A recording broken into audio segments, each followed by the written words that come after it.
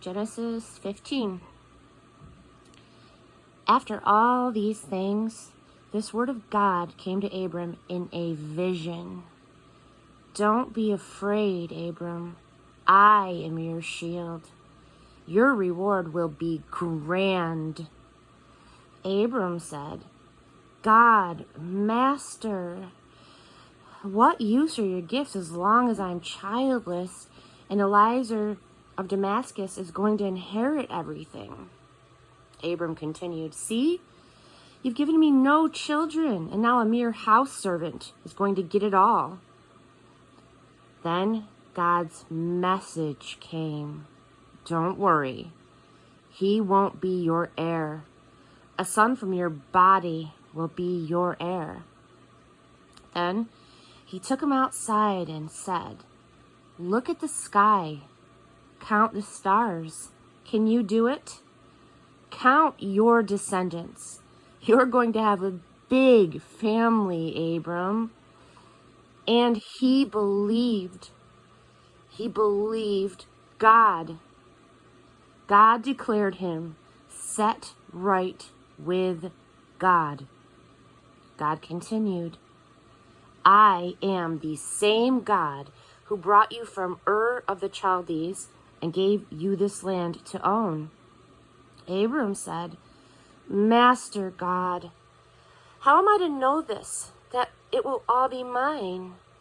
God said, bring me a heifer, a goat, and a ram, each 3 years old, and a dove, and a young pigeon. He brought all of these animals to him, split them down the middle, and laid the halves opposite each other. But he didn't split the birds. Vultures swooped down on the carcasses, but Abram scared them off. As the sun went down, a deep sleep overcame Abram, and then a sense of dread, dark and heavy. God said to Abram, know this, your descendants will live as outsiders in a land not theirs. They will be enslaved and beaten down for 400 years. Then I will punish their slave masters. Your offspring will march out of there loaded with plunder, but not you. You'll have a long and full life, and you'll die a good and peaceful death. Not until the 4th generation will your descendants return here. Sin is still a thriving business among the Amorites. When the sun was down and it was dark, a smoking fire pot and a flaming torch moved between the split carcasses. That's when God made a covenant with Abram.